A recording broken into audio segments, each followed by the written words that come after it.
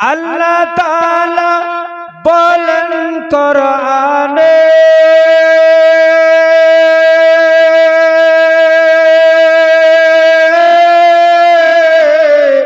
যা আছে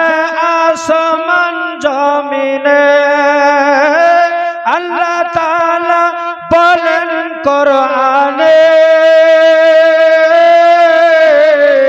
যা আছে আসমান জমিনে সবই যে তোমার অধীনে প্রিয় নবীকে ভুলে যেও না নবী ছাড়া জান্নাত পাবে না প্রিয় নবীকে ভুলে যেও না নবী ছাড়া